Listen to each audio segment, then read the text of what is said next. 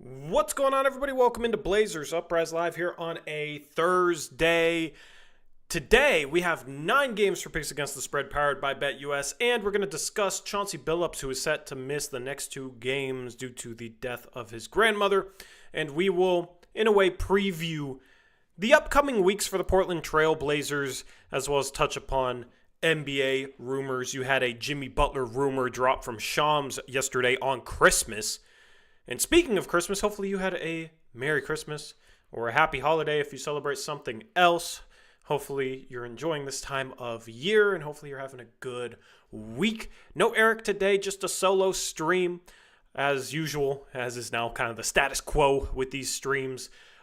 But he should be here for the post-game show tonight after the Blazers take on the Utah Jazz. That game tips off at 7:10 Pacific time. That's the real tip-off time. I always like saying the real tip-off times, not the time it's supposed to start, because it's always 10 minutes after. So Blazers take on the Jazz. Post-game show will go live around 9:30 p.m.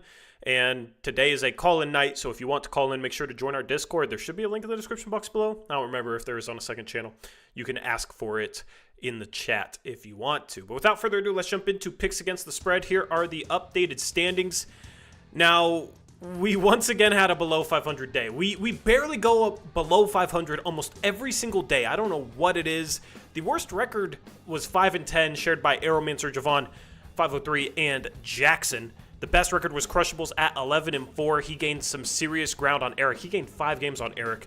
And a lot of people gained some ground on Eric as he went 6-9. Meanwhile, Trevin 8-7, he's only 3 games back now. Zach 8-7, he's 5 back. Chat, you're tied with me at 6 games behind Eric before a 5-game split. So right now we got a clear top 6. We are at least above 500 on double downs so far this season. Let's jump into the first of 9 games here. We have the Detroit Pistons hosting the Utah Jazz. The Pistons are 4.5-point home favorites. Also, if you want to double down on any of these 4:10 p.m. tip-off times, let me know right when you make the pick. And we trust people not to look at game scores because these games are tipping off in a minute or two. Shout out to Brendan, as always, for gathering the injury report for us. Let me pop that up, open it up, and if the spreads are different on it, just go based off the spreads that are in the... Oh, no, it's not the Utah Jazz. This game is not right. Hold on here. Hold on. I was going to say, the Blazers play the Jazz tonight. It took me a second to get that one. All right, here we go. No, it's Pacers Thunder. Pacers Thunder is what we're looking for here. We're a little rusty after the holidays. The Thunder are 5-point road favorites in this one. Tori, you have the wrong game. Yeah, I just saw that, chat. All right, I was looking at the injury report, seeing like Thunder Pacers is game number 1. Didn't make much sense to me. So, chat, there's your poll. The injuries for this game: out for the Thunder, Nikola Topic, Alex Dukas, Adam Flagler, Brandon Carlson, Alex Caruso, and Chet Holmgren. Out for the Pacers: James Wiseman, Isaiah Jackson, and Aaron Nesmith. The Pacers have been playing better basketball lately, but it's tough to go against the Oklahoma City Thunder. I'm going to take the Thunder.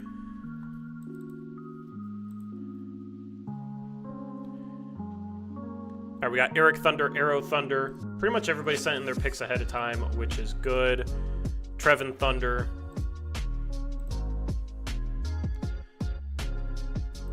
.503, a.k.a. Noah, went Thunder. Shout out to Brendan for posting this stuff in the live chat.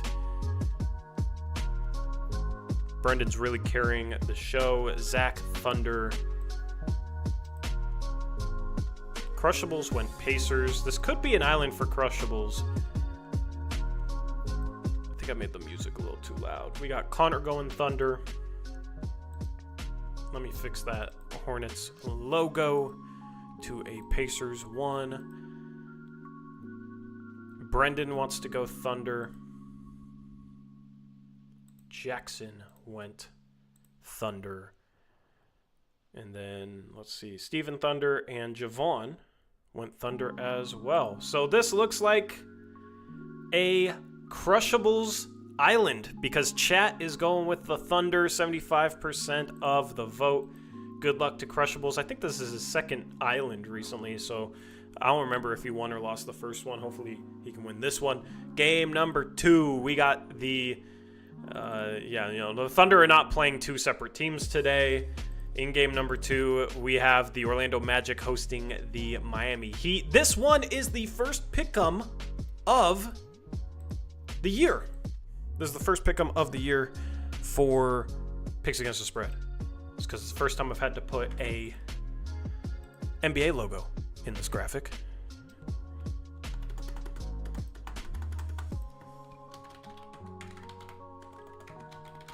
Chat, there's your poll. The injuries for this game. Out for the Heat, Josh Richardson, Drew Smith, and Jimmy Butler. Jimmy Butler is out due to conditioning. Whatever that means.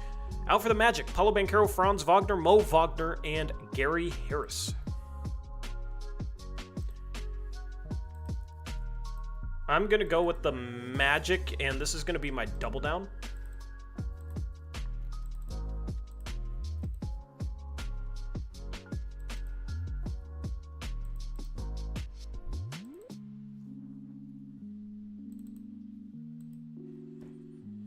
Steven went Heat. Let's see, we got Magic for Eric, Trevin, Arrow, Zach.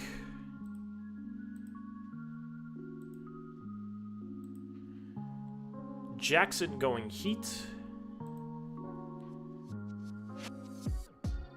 503 went Magic. Crushables went Magic. Magic playing good basketball despite missing Banchero and Franz Wagner and Mo Wagner now. Connor going with the Magic. We got a couple lopsided votes to start this one.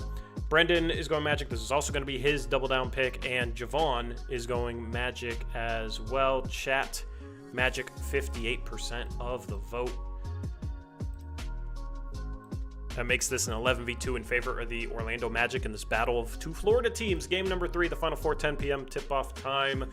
You got the Washington Wizards hosting the Charlotte Hornets. Hornets are 4-point road favorites. Injuries for this game. Out for the Hornets is Grant Williams and Trey Mann. Out for the Wizards is Sadiq Bey, Kyle Kuzma, and Marvin Bagley III.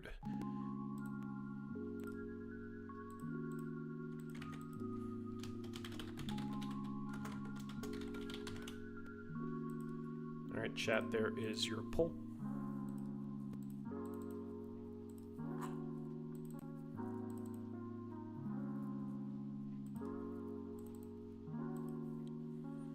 All right, we got Arrow Hornets, Zach Wizards.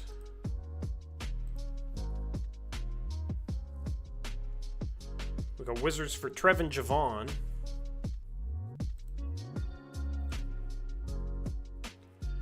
Crushables went Hornets. I'm going to go with the Hornets.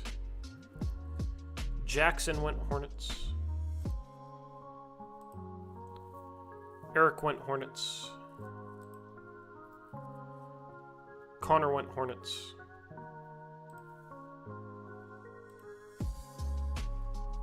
.503 went Hornets. Steven Hornets. Brendan Hornets as well. Nobody likes the Wizards, man. Nobody likes the Wizards. Chat likes the Wizards, though. 55% of the vote. Going with Washington, which makes this a 9v4 in favor of the Charlotte Hornets. All right, game number 4. We're out of the 4:10 p.m. tip-off times. This game is tipping off at 4:40 p.m. Pacific time. We got the Boston Celtics. Nope. Wrong graphic.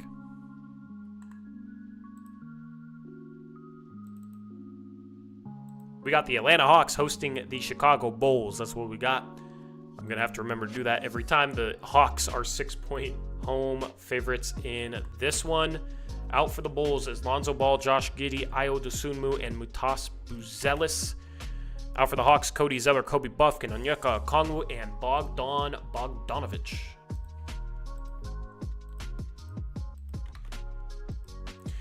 Yeah, Connor, these are the games from last Thursday. I tried to save over them so I didn't have to update them in my software, but my software screwed up and saved these in like some roaming cloud folder. So I have to like attach the right ones. All right. I'm also debating switching streaming softwares back to like the old one I used to use, but I don't know. I don't know if I want to or not. All right. Eric went Bulls. Arrow went Bulls.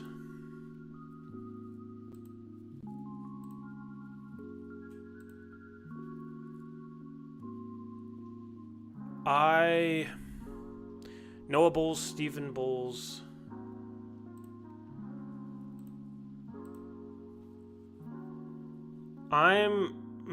This is tough. I guess I'm going all favorites so far. I'm going with the Atlanta Hawks, although one of the games was a pick 'em, so that's not a favorite. Old grainy cam, the software is like better than the one I use. Actually, I just don't like the user interface as much. Jackson went Bulls.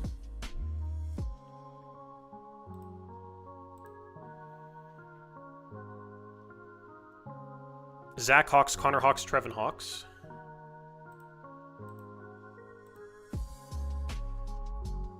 We got a Crusher Bulls. Good old Crusher Bulls. Javon is Bulls, and Brendan is Hawks. Chat is Hawks. 69% of the vote. Nice job, chat.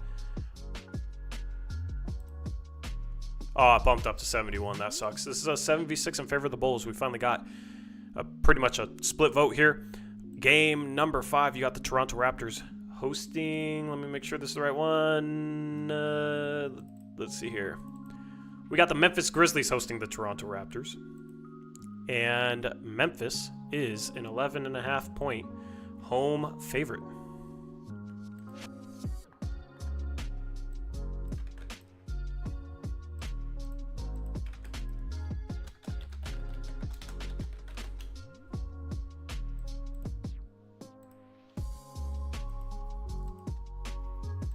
Eric went Grizzlies. I really am just feeling the favorites today. I'm going Grizzlies. Which probably means all the underdogs are going to be the right pick. So you might be smart to go against me here, because every time I'm this confident in the favorites on a given day, it always works out poorly for me. The Grizzlies are just a buzzsaw right now. Javon went Raptors. The Raptors have been competitive, though, is the tough part. They've been competitive against better teams. They have a lot of close losses. Steven Grizzlies, Noah Grizzlies. Crushables Grizzlies. Raptors are ethical tankers. Yeah, I mean, they've been competitive, especially with some of their guys. Did I read off the injury report? I did not read off the injury report. My bad. Out for the Raptors, Emmanuel Quickley, Jakob Poeltl, Bruce Brown, Jamal Shead, and Jacoby Walter. Out for the Grizzlies, Gigi Jackson, Vince Williams Jr., Jay Huff, and Marcus Smart.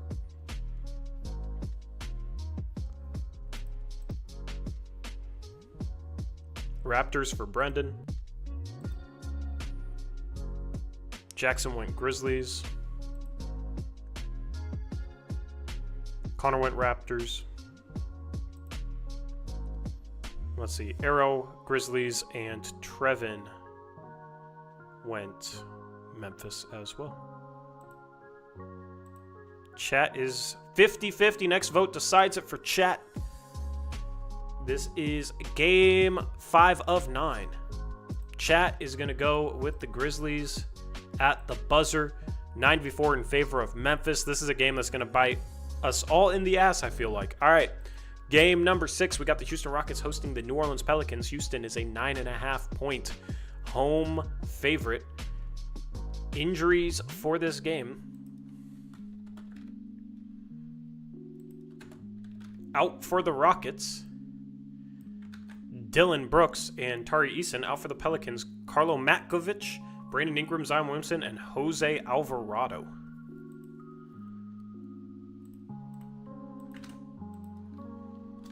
So the Pelicans do have DeJounte Murray. They do have CJ McCollum. They do have Herb Jones. They do have Trey Murphy.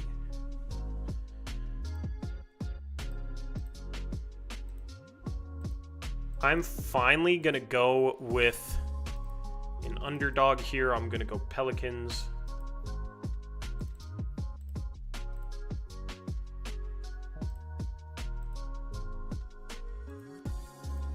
Wait, is this the right graphic? No, this is not the right graphic. Okay, sorry, I might have to redo this. Oh, this is the right graphic. Okay, this is why I got confused. Alrighty. Alrighty. Sorry, we gotta completely restart this.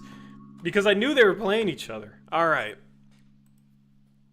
This is why I try and set everything up beforehand instead of doing it in the middle of the stream. Alright, we're gonna scrap that poll. Alright. Houston is a 7.5 point road favorite. Injuries I already read. Chat, you get a new poll. Alright. The thing is you are already going Rockets at 9.5. Now the Rockets are only 7.5. Okay. So, but we will just re-rack this thing. Mods, make your picks. Apologies. Yeah, it's a 2-point change, man. That's a very pivotal change.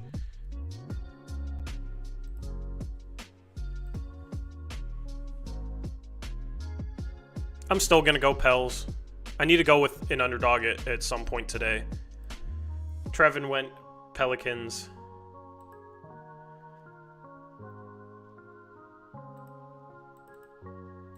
Oops, the Pelicans are the home team.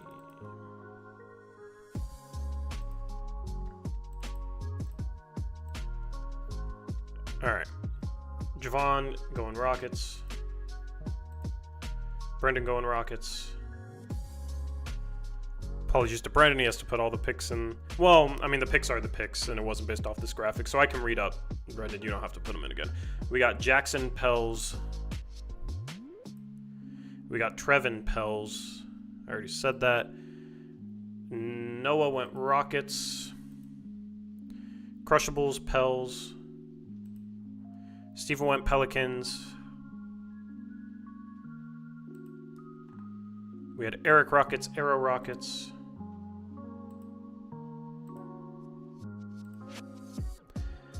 Zach went Rockets. And Connor went Rockets.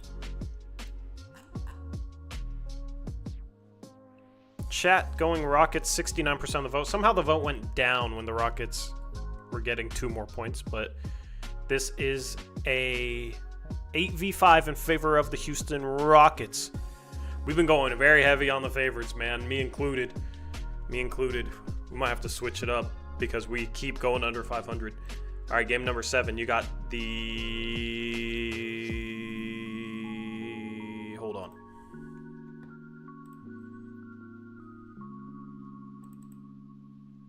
Nope.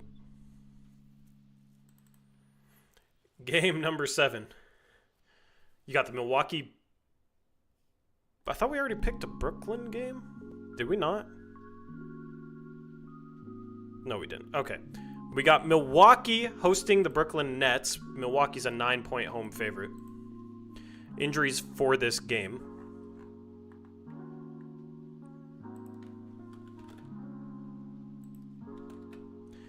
Out for the Nets is DeAnthony Melton, Bojan Bogdanovic, Trendon Watford, Cam Thomas, and Zaire Williams. Out for the Bucks is Chris Livingston, AJ Johnson, Damian Lillard, and Giannis Antetokounmpo.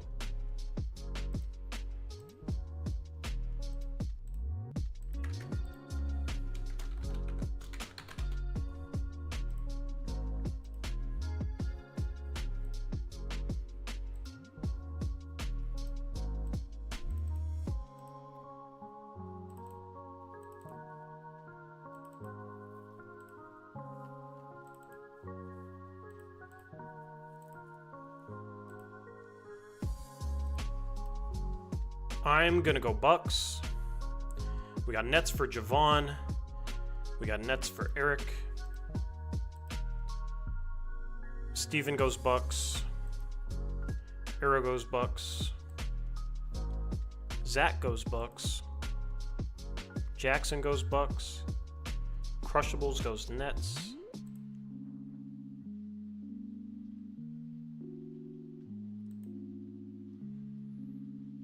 Jackson Bucks, Trevin Nets. Brendan is going to go Bucks. 503 goes Bucks. And Connor goes with the Milwaukee Bucks. Chat's going Nets, 80% of the vote. Always tough to tell what the Bucks are going to do without Giannis and Dame. But the Nets traded Dennis Schroeder, don't have Cam Thomas. It's going to be rough. It's going to be interesting, though. I think this will be a close one on the spread line. We got an 8v5 in favor of the Milwaukee Bucks. Game number 8 should be your Portland Trail Blazers. It is. They're hosting the Utah Jazz. The Blazers are a favorite. The Blazers, 3-point home favorite. The last time this happened, they lost by like 41 to the Jazz. So will this time be different? Out for the Jazz, Taylor Hendricks, John Collins, Keontae George, and Jordan Clarkson. Out for the Blazers, Matisse Thybulle, and questionable is Robert Williams and Delano Banton.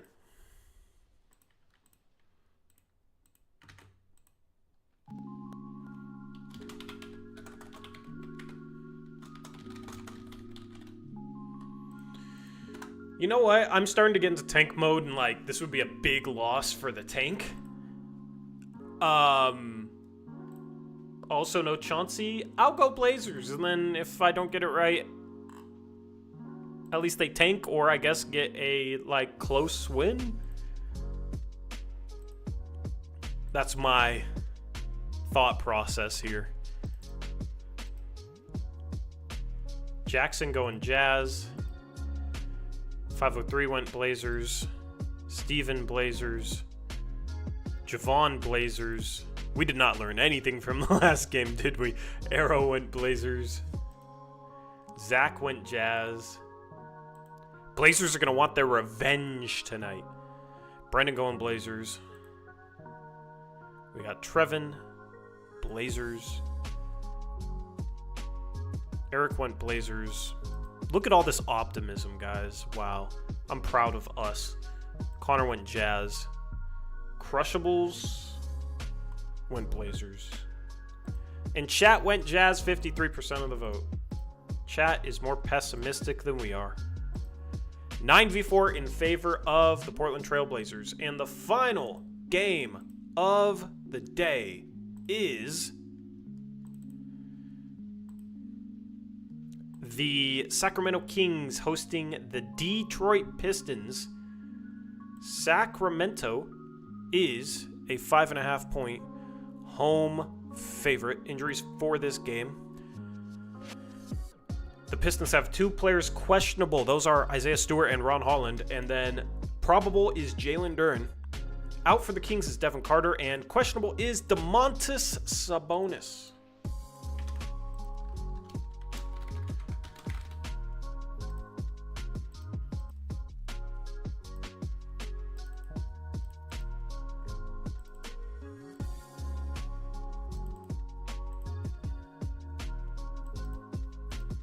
I'm going to go Pistons. Zach going Kings. Eric going Pistons. I feel like I agreed with Eric a lot today.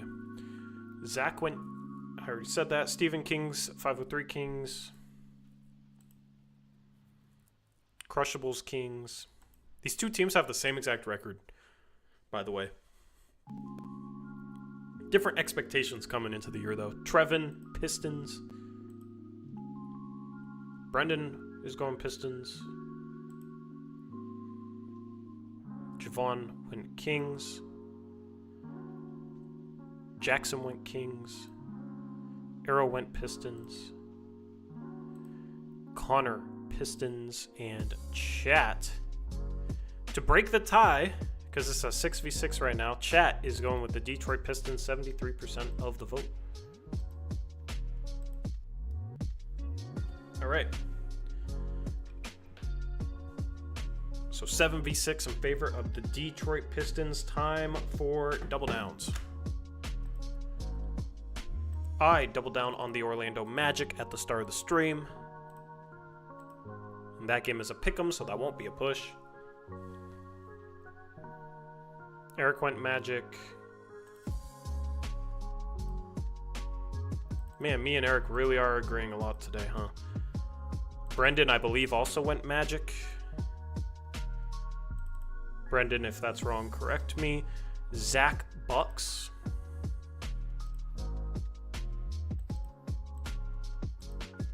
Steven, Bucks.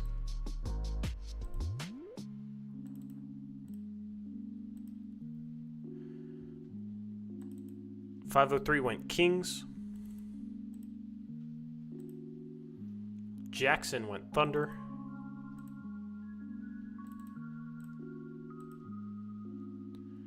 Trevin, Thunder. Hitching his wagon to Jackson. Good luck.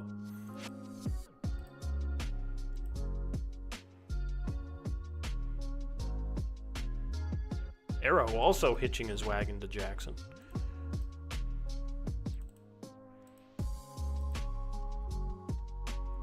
Connor's double down was also on the Magic early on in the stream.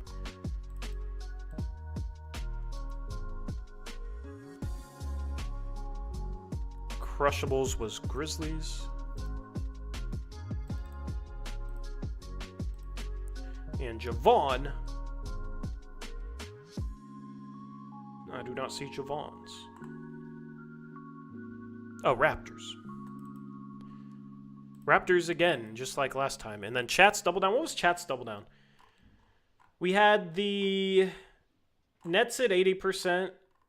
The Pelicans at 77, so it's not close enough. Has to be above 80. It is the Brooklyn Nets for Chat. So Chat on their own. Pretty rare that you get Chat on their own because it is groupthink. But Chat is Nets. So we got 4 on the Magic. We got 3 on the Thunder. The Magic one's all doubled down ahead of time because I know that game has started. 3 on the Thunder. We had 2 on the Bucks. 2 on the Magic. Crushables by himself on the Grizzlies. 503 by himself on the Kings. Javon by himself on the Raptors. And Chat by themselves on the Nets. That concludes picks against the spread. Thank you for your participation.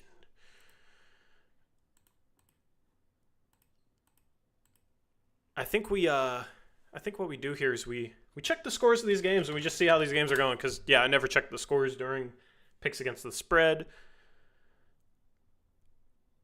The Magic are up 31-19, so that's looking pretty good. The Pacers are beating the Thunder by 10, 26-16.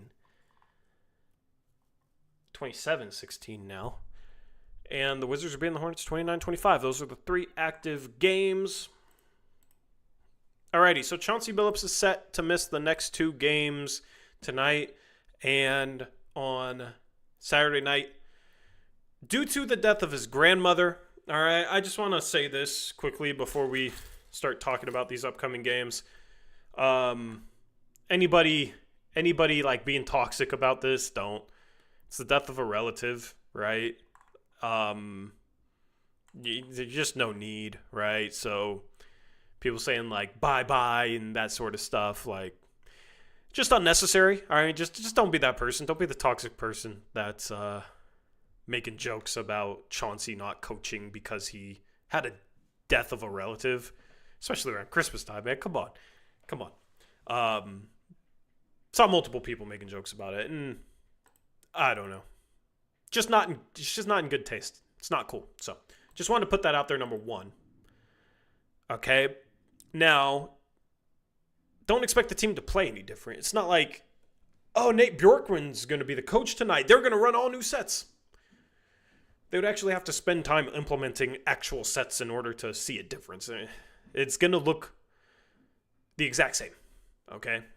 And even if it is a good night where they're moving the ball well, that doesn't mean that, oh yeah, see, that's why Nate Bjorkman should be the coach. Because the Blazers under Chauncey Billups have had singular nights where they've moved the ball well and single nights where they've played a good style basketball offensively.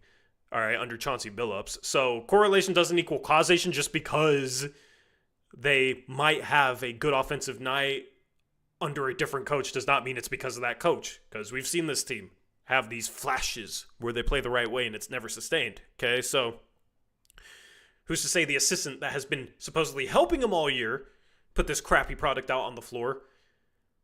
If it happens for a game or 2 under him, who's to say that that would be sustained either? Right. I don't have any faith in these assistants. because it doesn't seem like they've had any impact on the actual product on the floor for Chauncey Billups. No impact, okay? So the next head coach of this basketball team should be somebody from outside the organization, okay? I just wanted to put that out there before tonight's game as well. It will be interesting to see a different coach on the sidelines, but I mean, Luke Walton went 50-4 standing in for Steve Kerr, right? So the system is what the system is. I don't really view it like that at all. Maybe the rotations will be different, but I mean, who decides the rotations in the first place? Is it even Chauncey? I don't even know. Because I would think his assistants have some say in rotations. And if not, then who's to say they'll have say right now with Chauncey gone? It's going to be the way it's going to be. There's nothing to read into from the coaching department over these couple of games, in my opinion. Okay? I know everybody's just looking for a reason to say, see, Chauncey sucks, but we have enough footage of this team under Chauncey Billups from the past few years to make that claim without having to hang on to a singular game under a different coach as proof that he's bad as a coach. Okay, my condolences to Chauncey Billups and his family. It's tough losing a relative, tough losing your grandmother. So my condolences to him. I guess we can preview these games now. The Blazers taking on the Jazz. They're 3-point favorites. What's on the line for this game is tanking odds, pretty much. The Blazers right now are 1.5 games behind Utah. Okay, Utah's 5th in the tank race. Portland is 6th. Okay, Portland is 2 games behind Charlotte. And Charlotte is playing Washington today. Washington has one of the worst records in the league. Okay, so can Charlotte beat the Wizards? Right now they're down 5. But if Charlotte can beat the Wizards and Portland loses to Utah, Portland will only be a game back of 4th. 4th best odds. So Portland has a chance to gain some serious ground in the tank race. They also have a chance to lose some serious ground in the tank race if Charlotte can't beat Washington and Portland beats Utah. If Portland beats Utah, they'll be 2.5 games back of 5th. And if Portland beats Utah and Charlotte loses to Washington, they will be 3 games back of 4th. All right, that is the tank race right now. Unfortunately, that's what we have to talk about at this time of the year, as the Blazers are 9-20. The Blazers are, how many games back of a play-in? 6 games back of a play-in. So that's not going to happen. Okay, I know some fans out there are still holding out hope, but the team is bad. We know that. I can't believe I still have to say that to some people. But yeah, it's not a play-in team. Not even close. It's a team that will be in the tank race at the end of the year. So what do you watch the games for? You watch the games for Scoot Henderson, Shaedon Sharpe, Donovan Clingan. Right. And if you want to, you can watch the games and rage at Jeremy Grant and DeAndre Ayton. Right? That's kind of where we're at. It's all about the storylines, and it's about when can the Blazers move on from some of these guys. In the meantime, it's how do the young players play? Can Deni Avdija continue to play well? That's why you tune in to the games. Now, we talked about the stats recently for this Blazer team. They're 29th adjusted defensive rating, 28th adjusted offensive rating. Right? They are a worse adjusted net rating team than the Utah Jazz. The Blazers, based off adjusted net rating, are the second worst team in the league. Unfortunately, the lottery odds don't reflect that, but the Blazers are bad. They are a bad basketball team. I know the majority of you don't need me to point that out. But we have not looked at offensive shooting numbers recently for the Blazers. They still shoot the 3rd most shots at the rim in the league. The Jazz have Walker Kessler, a good rim protector. They will have Lauri Markkanen tonight. Lauri Markkanen did not play in the first game against the Blazers in Portland. But they will be without John Collins and Keontae George and Jordan Clarkson. Those are 3 key pieces for them. Now, Robert Williams being questionable, the Blazers should not play him. You should not play Robert Williams until he can be on the injury report or be off the injury report. If he's on the injury report listed as questionable when you have DeAndre Ayton and Donovan Clingan, there's, to me, no point to even play Robert Williams. Right? until he's fully 1,000% healthy, ready to go. Okay? Now, it's an ankle injury, so it's not that serious, but you just sit him.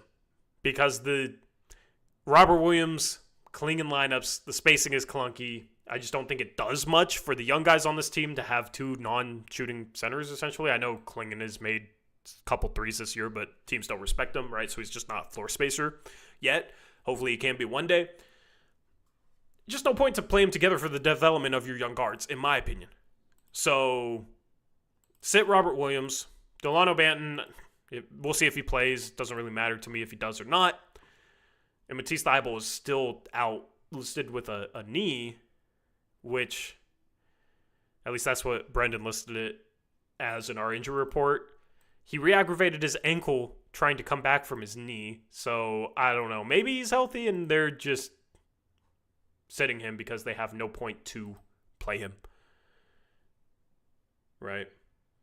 Easy with the DB hate. Man, you guys take everything so negative, Raymond. You take everything so negative. I said I don't care if he plays or not. That is not hate. That is indifference. Learn what that means. Okay? Tori, you had an ankle injury and that took forever. Yeah, but that was like serious. That was serious where like I could not run for 6 weeks. Raymond says, gotta defend my guy. Why do you need to be defensive over a mid player? A mid-NBA player. There's your hate. He's mid. Why?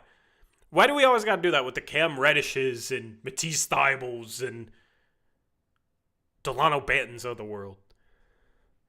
Did Steven break my ankle? Never, Daniel, never. He plays bully ball. He doesn't... I don't think he snatches ankles anymore.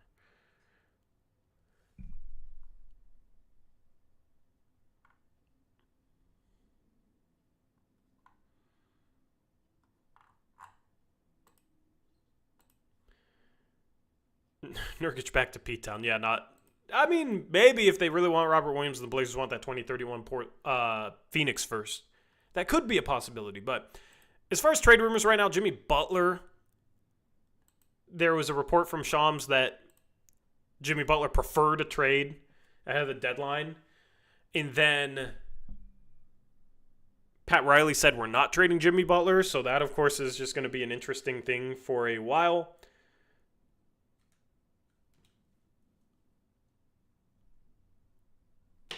Now, there's not much on the Jeremy Grant front or the DeAndre Ayton front, so there's not too much to talk about there that we haven't already touched upon. The Blazers are simply hoping for a first-round pick for Jeremy Grant. At this point, in my opinion, there was a trade proposal that I will pull up and react to on Blazers Sports Illustrated, which throws out random stuff. So this trade proposal is Jeremy Grant, Robert Williams, and a second-round pick for Chris Middleton and Bobby Portis. I just don't really see the point in that at all. Unless you can flip Middleton for more than you could flip Grant for, but you're also throwing in Robert Williams. Chris Middleton and Bobby Portis for Grant and Robert Williams is just reshuffling the deck. You know, you're not changing anything there. Although, I do like Chris Middleton more as a vet than Jeremy Grant.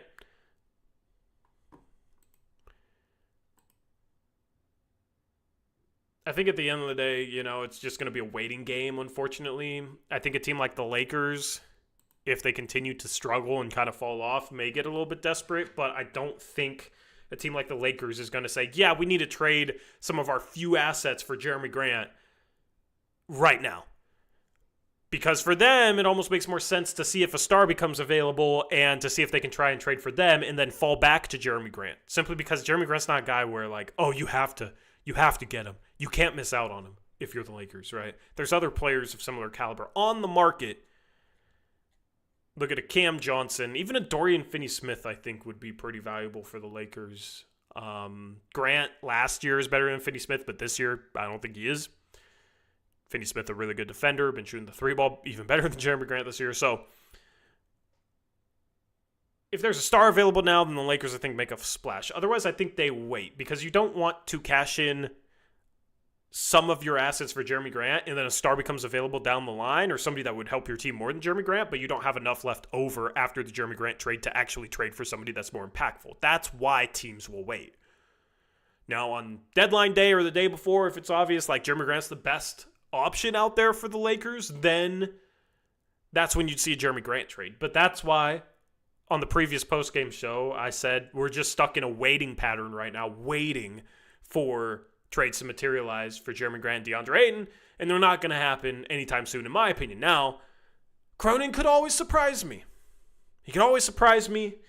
You could always trade Jeremy Grant tomorrow if the right deal materialized. Just logically, it doesn't make sense for a team, to me, to give up assets right now for Jeremy Grant. And that's part of the frustration with the position the Blazers are in right now, where they're going to be playing Jeremy Grant ahead of Denny Avdia, playing Jeremy Grant more minutes than Denny Avdia. And Avdia, no matter how well he plays, is not going to play more minutes than Jeremy Grant, it seems like, and is going to continue to come off the bench, even though he's been the Blazers' best forward all year and arguably has been the Blazers' best player since that slow start. Since he really started playing well, he's been phenomenal. So we're going to continue with that theme more likely than not. And, you know, you have Scoot coming off the bench. I wouldn't mind seeing him take over the starting point guard role and seeing if that can help him. But his development just seems to be off right now. It's just a lot of the same old status quo. Fans want change. We want change. You know, me and Eric want change. But it's going to take a minute. And in the meantime, we just got to see what this team does game in, game out. Post-game shows, we'll have fun stuff each night. And we'll talk about potential trades, and we'll talk about draft prospects. We're probably going to do a mock draft on the next post-game stream Saturday night. So hopefully you can join us for that. We'll take questions for like 5 minutes, and then we'll get out of here. Eric is home. Okay, sure. Eric, do you want to talk about something? Because I can bring you on. Otherwise, I'll just take questions for a couple minutes. I only plan on streaming for 5-6 more minutes, so we'll bring Eric on. Screw it.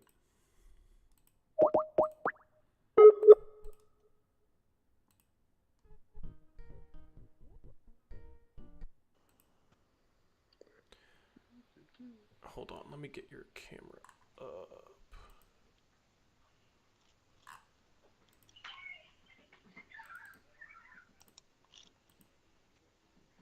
There we go. What's up, man? How was your Christmas? It was good. How about yours?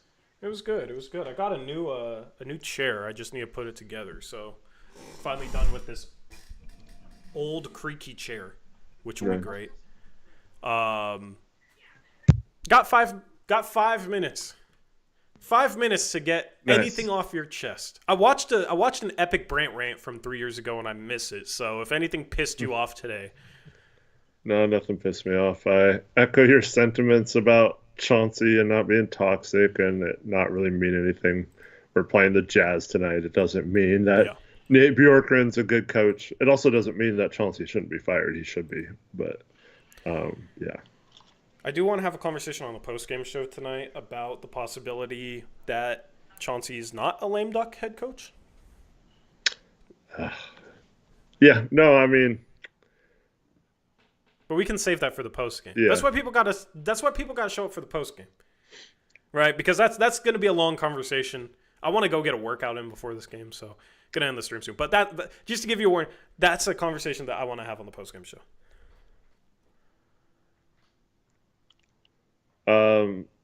Yeah. Also, real quick on the Lakers. They're still in the same position they've been in for a while, where they're not going to give up those picks unless they get someone really good or multiple good players, and they're trying to make trades without giving up those picks first and foremost. And that thing today about them being willing to include those, that's only if they get someone really good. I'd still be surprised if they used one of those on Jonas Valanciunas or Jeremy Grant or someone like that at this point. Yeah. Taylor brought up a trade idea that Sam Vecini discussed on his podcast. Would the Blazers do Julius Randle and Leonard Williams? I assume that means the Leonard Miller? Yeah, Leonard Williams is a football player, right? Yeah, Leonard Miller, yeah, Leonard Miller. For Grant, I mean, so Julius Randle has a player option for next year at like $30 million. And I think, is a little better than Grant. And I think that contract is easier to trade in the offseason if he accepts his player option, or easier to flip. Like, let's say the Timberwolves called us and said, do you want to do this right now? I would say yes, with the hope that you could get something, anything for Julius Randle at the deadline. I think Randle, despite, what some might say about his game, I'm not a big fan of his game. I still think he has more trade value than Jeremy Grant. So if the Timberwolves called us up and said, we'll give you Leonard Miller and Julius Randle, I'd do that in a heartbeat. Now, Leonard Miller just hasn't got a chance. He's talented. I don't know if Portland's the right situation for him to actually get a legitimate chance. So I'm not, in love with the idea of getting Leonard Miller, even though I like his game. But that's the type of trade, yeah, you do it because I think it would be easier to try and flip Julius Randle. Yeah, I don't know if it is, but worst case scenario, he's gone after next year. Why would you think it's harder? Because Randall's on a better contract. Yeah, contract-wise is the only thing I think you can say. I mean, obviously, some people would probably argue that he's a better player, but... this year he's much better. Last year he was an all-star. I know, but why the Knicks want to get rid of him and why would the Minnesota Timberwolves be trading him after half a season? I think he's always been a guy that is a good player, but teams don't. The role is tough, but teams don't really want to have him. I think a good player who's tough to fit in role wise is more appealing to a team than a mid player when you're talking about this type of money. Yeah, maybe. Because you look at, there's much more that goes into it than just numbers, but you look at the numbers. Randall this year, 20 points per game, 7 boards, 4 assists, 36% from 3, 47% from the field. All those numbers are better than Jeremy Grant. That's double his assists. That's double his rebounds. But he's always had the numbers. Yeah, I don't know. It's still something. Yeah, I just think it's easier to sell Julius Randle, especially when it's okay, you're not having to commit to paying this dude this much money for 3.5 years when he might be falling off. I just think it would be hypothetically easier to flip Randle. And if you couldn't, you're not stuck with him for 3.5 years, right? He might decline his player option. What if he did that? That'd be so awesome. Yeah, what if he did what? Decline his player option? Okay. Yeah, that's just expiring. I think it's worth the gamble. Because at least you gain flexibility. If not this offseason, then you might be stuck with Julius Randle and Ayton next year, but then they expire next offseason. At least you could clear the deck at some point in the next couple of years. If you're stuck with Jeremy Grant, you're not clearing that. I don't think they're stuck with Jeremy Grant, but you're not clearing that for years if you can't trade him. So I like the risk of trying to flip Randle for the value instead of Grant, with the downside being better than if you got stuck with Grant. Yeah. So, would you do it? I don't know. That's a tough one. Because if I'm trading Julius Randle for an expiring contract in seconds or something, then you basically got Leonard Miller for Jeremy Grant. I guess it's a good flip salary-wise, but I don't know. That might be better than the alternative. Yeah, in the worst-case scenario, getting back anything for Jeremy Grant might be and that's the thing, man. It's tough.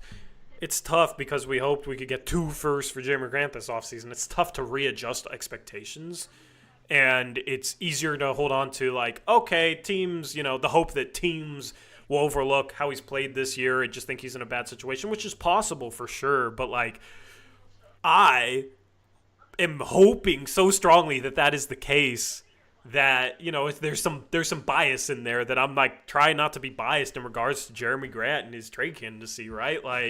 The biased side of me would say he's in a bad situation. Teams shouldn't look at that. Teams should look at what he did the past couple of years and what he's done for years, and that's the guy they should trade for. And Cronin can pitch teams on him just being in a tough situation, and his value won't be affected by what he's done this year. Okay, because that's what I want to believe. I just don't think a large sample of games like Jeremy Grant has had this year of him just being pretty bad, it will go completely under the radar. I don't think you can completely write that off. And if that's taken into account a little bit with this contract that he's on, it makes it a tough sell job. And we know Cronin does not sell well. So you're running down a cliff there. You're falling off a cliff there if you combine those factors, and all those are legitimate factors. So I would be surprised if it was a swap like that, like a Chris Middleton or a Julius Randle swap. But, like a team like Minnesota could get desperate. They've been very mediocre this year, right? I just don't see how they could view bringing in Jeremy Grant for Julius Randle as something that'll help them win. Like, you literally just moved off Cat for Randle, DiVincenzo into first. DiVincenzo hasn't been that good. So you're basically moving off Cat for Jeremy Grant, DiVincenzo into first. It just makes that trade look even worse. Yeah, well, they got a highly protected Pistons pick. Yeah, I also think they might be valuing future flexibility. So Jeremy Grant takes that away. Yeah. So we'll see. Ayton, I don't think there's anything on the Ayton front, man. What are the odds you think Ayton gets traded this year? Won the stream with this. What are the odds you think Ayton gets traded? What are the odds you think Jeremy Grant gets traded? Ayton, I'm gonna say 20%. Yeah. I'm not very hopeful on that one. Grant, I'm gonna say 50-50. Yeah, that's where I'm at with Grant, and I'm like 25-30% with Ayton. Mm-hmm. I think they could find a way if they're not expecting value back. But yeah, I mean, that's just kind of where we're at. And that'll lead into the conversation, right, that we'll have on the postgame show tonight. What if Chauncey isn't a lame duck head coach? Because the easiest thing to expect with this organization is inactivity. And kicking the can down the road. So could they do that with Chauncey Billups as well? I'm starting to expect it at the trade deadline. And Eric, we're finally at the point where if this front office, if this coaching staff, or not this coaching staff, this general manager, Joe Cronin, if he doesn't move Jeremy Grant, if he doesn't move DeAndre Ayton, and then they have an option on Chauncey's contract, right? They pick that up. They'll finally start getting some heat. I think people that have defended them will finally be fed up with the kicking the can down the road sort of thing. So, yeah, it's not like you're firing Chauncey after 1 year. You gave him 4 years, and it hasn't worked out. Yeah. Yep. But can't wait to talk about that later. Yay. Yeah, that's what we have tonight. We have Tankathon and we have call-ins, so you guys can rant. Join our Discord if you want to call into the show. Anyway, that's a wrap. Anything else, Eric? Thanks, everyone, for watching. Hope to see you on the post-game show. Yep. Looking forward to that. Good luck in picks against the spread. Eric, me and you agreed a lot today, so nice. We'll see how that goes. Our Magic are looking good, or we're looking good at last check. Yeah. Anyway, we're out of here. Hopefully you guys have a good evening. See you on the post-game show tonight. And until next time, as always, peace out. Go Blazers.